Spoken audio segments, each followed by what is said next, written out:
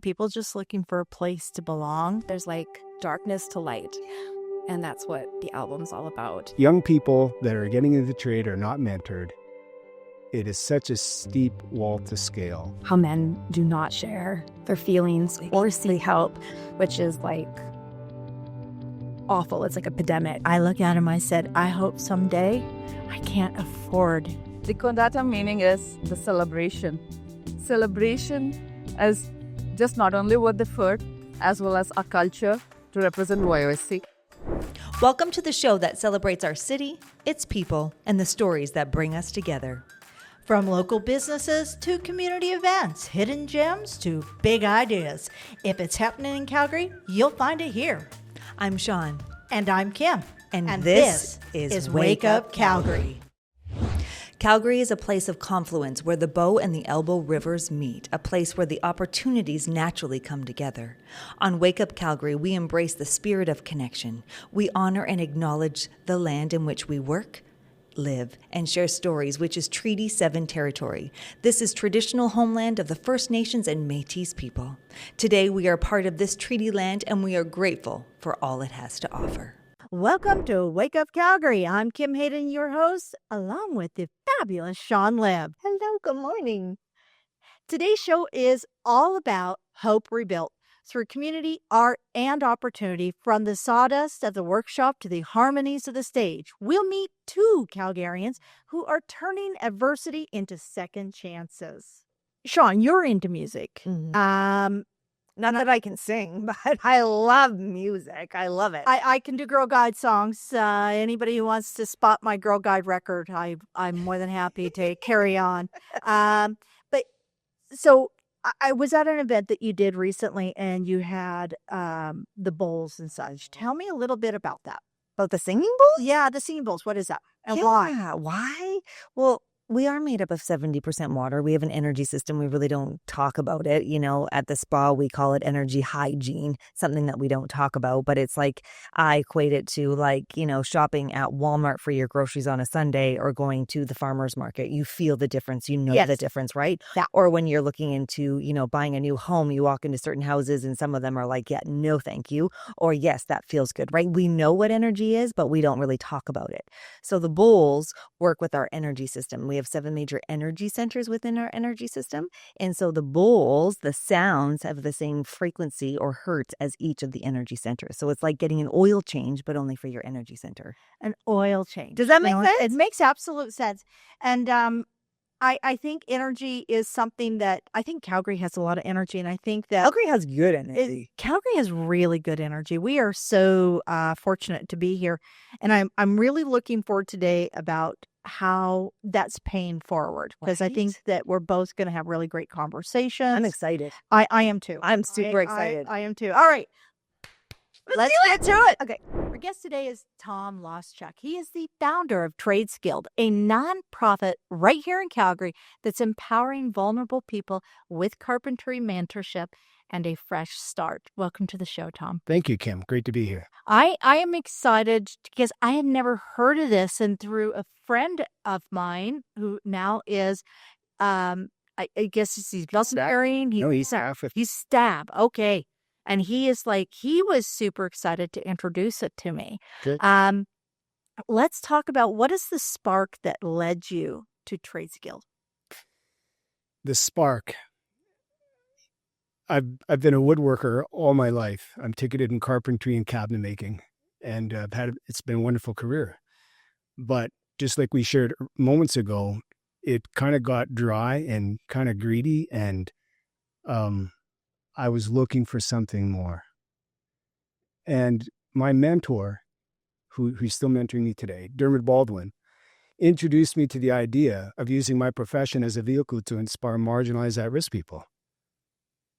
And I said, what's a shelter doing with a cabinet shop? Like, that just doesn't make any sense. So after sitting down with him for a good hour, the lights came on. And I went, wow. Well, Dermot, you know, we should be doing this in all trades. He said, what do you mean? I said, well, all the trades are in desperation. Like, when us baby boomers retire, we're going to be in serious trouble. So he said, well, let's just get cabinet making going first.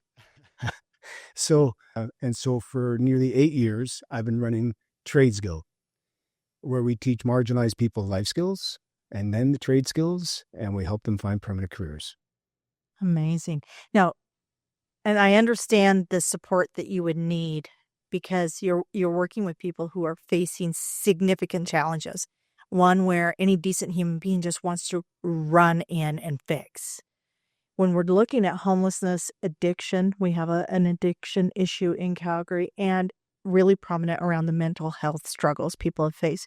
What transformations have you seen that really stand out at Trades Guild? I just want to say in front of that is that Trades Guild doesn't do everything. Correct. Yeah. And so we partner with, I've been doing this for nearly 18 years since I started in 2008 with the Calgary Drop-In Center. And so I partner with the Drop-In Center, with the Mustard Seed, with the Dream Center, with Safe Haven. We just did major work with Safe Haven. And so I partner with all these people that do more of the mental health and addiction issues. The thing is that once these professionals get them sorted out, helped out, and they're actually ready to move forward. And so what do they want to do? They want to get a job. And they hit a brick wall. And they go back to their vice. So that's why Trades Guild. So we have seen people that have had issues and they come into the workforce and I help them find their vocation while teaching them cabinet making. They don't have to become woodworkers. It's just a really good vehicle. And I help them find their own vocation and make it their occupation. If you can do well in a cabinet shop, you're probably going to fit in a lot of different places in society. It's a well-respected trade, and it's a high attention to detail, and it's very gratifying. So I see, for example, we've even had high school students, but the Calgary Board of Education has reached out to me years ago and said, the last place that this young individual needs to be in is the classroom. I don't care what class it is. Just don't put him in a classroom. It's going to get toxic. I think I had many teachers say that about me. And so take them out of the classroom for at least half the day. Yeah. It's called a RAP student, Registered Apprenticeship Program. And I would bring them in. I never turned one down when they were given to me. And it was like throwing the fish back in the water. They didn't want to take lunch breaks. They just want to work. They just, look what I'm building. Look what I'm doing. They would get such a zest for life. And so there's such a high percentage of population that really should be physically working. Absolutely. And the mentorship and life skills are so critical. And I wish we would actually, I agree with you. It needs to come back into our middle schools and our high schools. We used to have culinary and textiles and shop, and we used to have outlets and vehicles for people. Why is it important to go beyond the toolbox? Why is it important with these people to go beyond just the skill? I'm thankful to say that I was on the board for apprenticeship in cabinet making in the province of Alberta for 12 years. And if there's any one thing that I pounded my fist on the boardroom table when meeting was that if we have to mentor all of our apprentices, if we don't, they won't make it. Yes. It's not the employer's fault. I don't blame employers for being hard on apprentices. They're just trying to survive. Yes. Margins are thin. It's tight. Hard to either you're fulfilling a ticket or you're training a talent. Yeah. And it's very hard. And so if young people that are getting into the trade are not mentored, it is such a steep wall to scale. You probably won't make it. So that's why we call it Trades Guild. Amazing. I'd like to take a moment. I know that there is a lot of financials that goes into keeping a program like this afloat. Can you share with us how the community can support you in your role within this mission? Sure. I'm a contractor like any other cabinet shop out there. So a percentage of our costs are covered by actual projects that we do.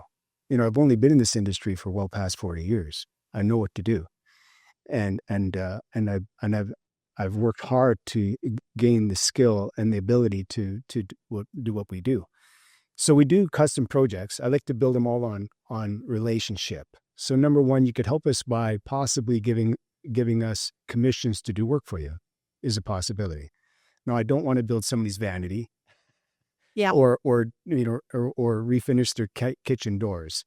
It's more along the lines of custom work, and working with natural wood. A lot of the time is what we prefer to do because it energizes the apprentices. So I need the vehicle, number one, to teach them in, and it's a win-win because I actually get paid for the project, and the apprentices all learn. And so number one, that's how they could help me. Number two, I commit business suicide pretty much every month because I train these young people with my staff.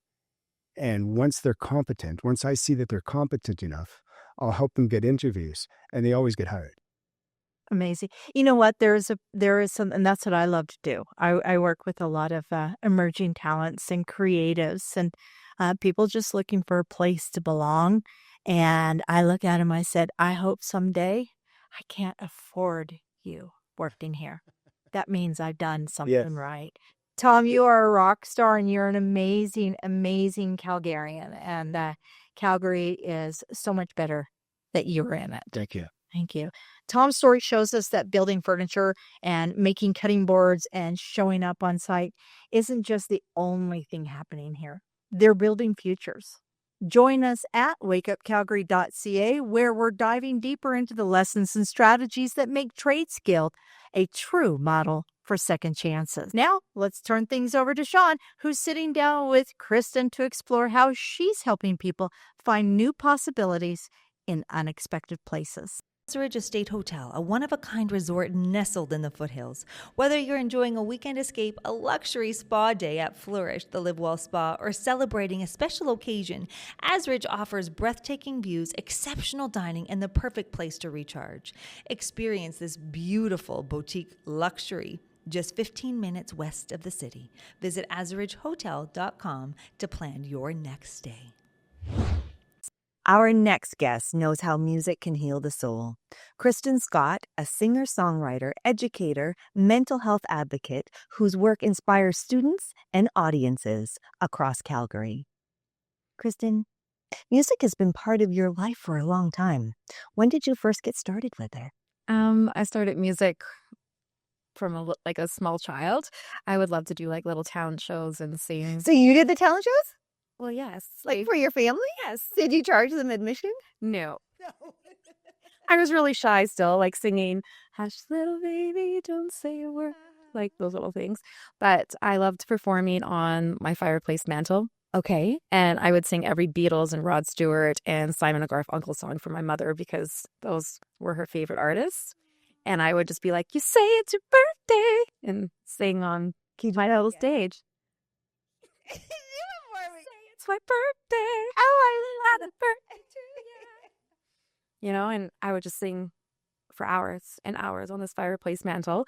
But I started piano when I was 7. My older sister would be playing piano, and I would be like, that's wrong. And I would really be a brat because I'd be like, correct them. Yes. I'm like, that's not right. And finally I got to be put in piano lessons, and I surpassed them all, and they're like 7 years older than me. And yes. When did you start teaching then? I started teaching when I was 16. So you're actually played open about your husband and his suicide in 2018. Yes. How has this shaped the way that you create and share your music today? Well, I find music, like the way I write music, is always just honest and raw and from my soul. And so writing music, like I just did my album, The Pages of Us.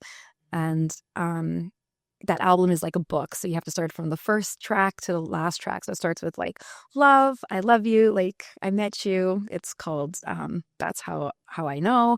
Then it moves into Tomorrow, which is going on the break of like a relationship of like, will you still love me tomorrow? And that's about someone with mental health and depression and bipolar, like, will you still love me even though I'm crazy? Let's say, you had a big episode and you were just crazy. Like, will you love me tomorrow? And then the third track is I Feel Nothing at All, which is about Ira's suicide. Yeah. And going into that because he told me he felt nothing, and I missed that big red sign. And writing that song was completely letting go of my guilt, my regret, missing all of the signs, and sharing it with the rest of the world so people can relate to that, going, oh, I feel nothing, like nothing at all. And then I say back to him, but you said nothing at all. And that goes along with men's mental health, how men do not share their feelings or really help, which is like awful. It's like a epidemic because, like, you know, men are 3 to 4 times more likely to commit suicide than women, and they're the less likely to ask for help or say that I'm not okay. And so I just feel like Ira, my husband, was one of them. Like, I hardly, like, never saw him cry, maybe once or twice.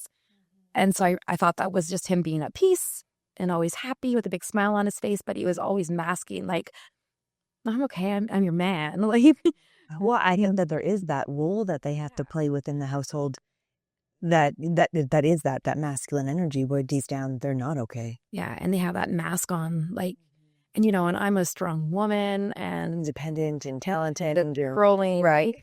Controlling can be a good thing, right? And so that must have made him feel inadequate a lot, which I didn't ever. I thought he was always just a supportive husband, like, oh, you want to do this? Okay. He was always very spontaneous with me. Family photos. Yeah. All dressed up in costume. That's right.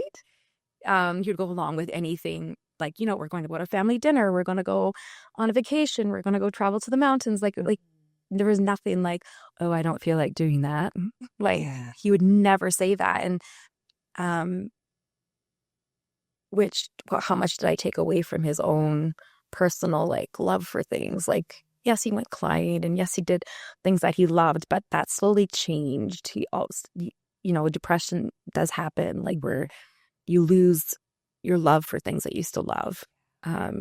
You're more tired. He seemed to just want to stay, like, in one place on the couch and watch shows, and I'm like a go-getter. Like, let's go. But how much did that affect him, actually? Because he's not that outgoing. It caused him maybe panic attacks and anxiety to be out in the public as much as I am. Right. Looking back at those things and then letting go through my music, that guilt of going, how did I not see this? But then, you know, from today on, too, you have 2 children that you had to and still continue to show up every day and give them a beautiful household of love and encouragement and a beautiful foundation, even when you're broken moving forward. Mm-hmm. So how does The Pages of Us end, your album? Yeah, so then after that, it goes into the silence, which is about my depression and hearing the laughter outside the door, but all I hear is silence, meaning, like, I just always wanted to hide and stay in my room and under the covers, but I hardly ever did that. That's what silence is all about, is just wanting to, like, disappear. And it looks like by the end, I'm committing suicide because I'm going down a river. But it does feel that way. Like, my life is gone. A big part of me is gone, and gone suddenly and shockingly, and in the worst way. Suicide is the worst way to lose someone. I feel, because it's just, how could you do this to yourself? How could you not say something? But that's what the stigma is. Like, it's an illness. It's not, people think it's selfish. You know, at first I thought it was. I was in shock. I was so mad. I was so angry. Like, how could you do this? Until now, it's just like my love for him. And that goes through Pages of Us. My love for him is so strong. Like, how do I say goodbye? You know, then it goes Stairway to the Skies. Like, how I would like to just go say goodbye one more time and look at you and say, like, you're forgiven. I love you. I wish you weren't going through this all alone. Like, I wish you told me. I wish you told your parents. I wish you told a friend. I wish you said something more. So we all knew how serious it was, and that this big smile on your face was just a mask. And then the Pages of Us is, thank you for the Pages of Us, giving him gratitude. Thank you for those chapters, that life. And then it ends with the rusty old clock, which is time. time is so fleeting and time goes by so fast. And that it goes unnoticed. And, and time just to expire. No one really notices until it's all gone. And that's really just like letting that part of my life go. And so now I can go into happier music. I want to get into country. But it's so beautiful because, you've put yourself in this. You didn't hide from it. You felt the feelings. You've turned it into, you removed the masks and used your gifts and your talents to create. And I want to keep it super raw. And it's already being recognized with the YYC Music Awards. Yes. How does that feel? How beautiful is that? Amazing, because I'm being nominated for the YYC Music Awards this Sunday. It's being recognized and having my music and album out there more for people to see, because so people can relate to the tracks of love, grief, loss, saying goodbye, gratitude. Ribbons is in there, and that's about sexual abuse, because when you go through grief, old traumas do come up because you start questioning everything about yourself in your life. And people can relate to that too, and being vulnerable to that and going, hey, this is like almost everybody's story, actually. Everybody's going to experience love, loss, grief, trauma, healing, gratitude. Time's flying by. I want to be better. I want to heal. There's like darkness to light. And that's what the album's all about. So beautiful. And that's my story, and that's my healing, and that's what helped me heal and move forward in my life in this journey. Kristen's story shows us how grief can turn into purpose and how music becomes a lifeline. Join us at WakeUpCalgary.ca as we step into the rehearsal room with Kristen and explore the lessons she passes on to her students and her audiences. From rebuilding lives to savoring life's flavors, here's Linda with today's Taste of Calgary. Wow, Sudha, what an amazing place this is. Thank you so much, Linda. Fantastic. Good grief. Tell me all about it. Tell me, first of all, what does the name mean? The name is Kondattam Indian Kitchen Bar. The Kondattam meaning is the celebration. Celebration is just not only with the food, as well as our culture to represent YYC. Oh, wow. It's a celebration. And look at all this amazing chandeliers and pillars. And where did all this come from? Everything is imported from India. You brought everything from India. Exactly. And even the tiles. These are called as karikudi tiles. These tiles on the floor? Yes. Wow. And they all are customized. They're made specially for you? Yes. We just choose the color, we choose the patterns, and they do it for us. And and even the pillars, everything is handmade. And what you see behind the panels, huge panels, they are also handmade. Everything is customized. And it took us for here, it's nearly a year to come here.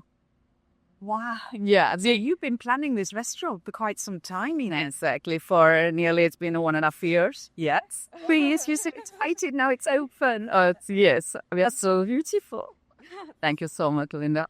Exactly. So what sort of food is your menu? Our food covers the entire India, from the Jammu Kashmir till the Kanyakumari. Wow. From east, west, north, south, everything. Really? Exactly. What area are you yourself from? What area are you yourself from in India? I'm from the south part of India. You're the south? Yes. Since I'm born and brought up in India, and we had just wanted to introduce the same flavors. And whatever you find in the menu, it's all like what we cook at home. That yes. So wonderful. This is our everyday meal at home.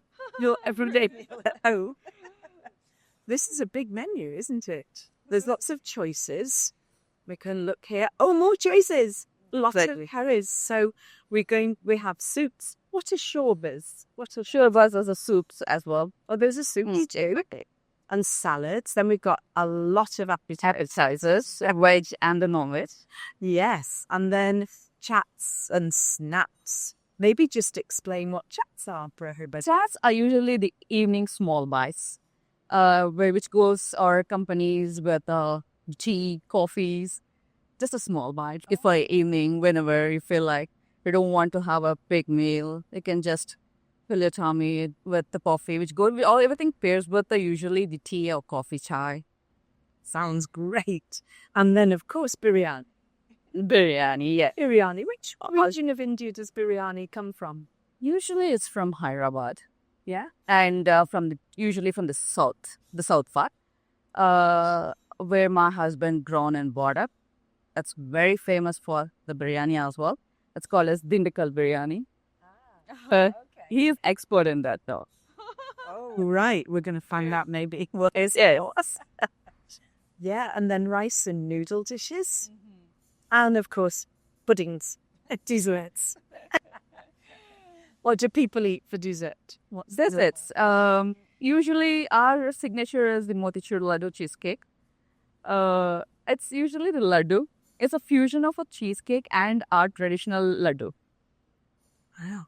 This one here, Mothichur Laddu Cheesecake, is no fake goat cheesecake with chickpea pills. It sounds delicious and taste, wow. It does, yes. This sounds amazing. And now drinks. I believe you're very big on cocktails and people are loving the cocktails. Oh, yes. Yeah, that's an important part. Yes, of course. They love, because everything is handmade mixologies. My bartenders, they actually took time and care to create these beautiful cocktails with using all the Indian ingredients to make it more pleasant and peaceful for the eyes as well as for the taste. Fantastic. Well, maybe we can get to see a curry in a cocktail. Of course. Yeah. So, what's coming up now? Look who's here. Hello. What have you got? We got the delicious, wonderful from India. Amazing. Now we're understanding the word celebration. Kondattam. We are celebrating now, yeah. Food. Look what's coming out. And here we have the special Kondattam curry. And we have a Maharaja chicken. We have a garlic, cilantro, butter naan. And we have a dum rice here. So all the spices, Sudha and I sourced from India, region by region. And we have imported all the way from India to here, Calgary. So where you have that signature Kondattam curry, have a 16 unique spices, are roasted slowly and grounded and made the curry from the fresh tomato, onion, garlic base. And here we have the beef and we have available all the proteins. And even for vegetarian people, you can have the mixed veg or the paneer goes along with that. And we have a signature, another one of the special, very unique appetizers. It's called Chicken Maharaja. Sudha and I always go to India and we go to the shop in Bangalore. It's a very little small restaurant open only for like few hours. And we stand there to get that item. And we always wanted to bring that back. And all the cocktails are handcrafted by my manager. Carefully, if you see this faithful ginger, like what is faithful ginger? Does anybody have a faithful ginger in Canada? I don't think so. Midday moringa. Like that's like office crow. Like when you come from your office in the midday, you should have that along with your curry. Yeah, tell us what's inside these cocktails. So this yellow one with the flowers, pink flowers and a yellow cocktail looking so elegant in its coupe glass there. Tell us what's in it and what's it taste like. So this, the ingredients like we use for a cocktail, if you see that, it's turmeric. It's a turmeric, ginger, and we make it as a cocktail. Like how that's where the role comes from, like manager. He actually put together how we are going to, like turmeric's always used in a curry. Ginger is always used in a curry. Let's make this different. Then we come up with the dried ginger and roses and the turmeric. We shaked it and added the amount that it's going to make a cocktail. Like not like you don't smell like a turmeric or flavor here. You only feel the cocktail like, oh, it's refreshing. After you're having a curry or any spicy food, this actually gives you the refreshment of every bite you have it in there. Wow, that looks incredible. Nice. What a spread. And you came up with all this menu, did Yes, you? that menu was created mostly by me and Sudha, obviously. I will always ask her, hey, how is it? And we work, we taste, and twice, thrice, 10 times sometimes. Then once we believe that this is actually taste that we did in back home, then we put it in the menu. It's not something that we're like, just write a menu, then start cooking it. No. That menu was created, so started. different to your other restaurants because Yes. you already have 2, maybe Right. 3. Right. A 4 Oh, 4. or Don't tell me. Then you're going to have to tell me. so. A big thank to Big Fish and Open Range. That's where we started career in Calgary, and me and Sudha. Right now, one of the top restaurant for a seafood and a steakhouse.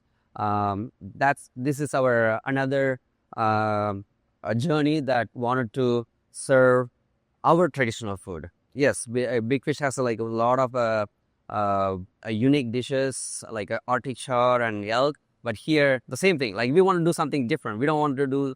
So that's where we got this concept of Indian restaurant. But it should be different. It should be something different by food and by ambience, by service. Well, congratulations to you. This is a phenomenal place. It looks beautiful. It smells wonderful. And looking at these dishes, I'm pretty sure it tastes delicious and beautiful. I promise you. I promise you. Let's get stuck in. Let's do it. Thank you. Thank you so much, Linda, for coming here and just introducing to the YYC for us and supporting our local business, of course. Thank you so much. At Flourish, the Live Well Spa at Azurage, we believe transformation isn't a quick fix. It's a journey. What Tom and Kristen shared today proves that healing and opportunity comes when community shows up. Whether it's in the hand of a saw or the hands on the piano keys, resilience is built one choice at a time. Visit WakeUpCalgary.ca for more info. And don't forget to like, comment, and subscribe. It really helps us keep bringing Calgary to life. Thanks for joining us.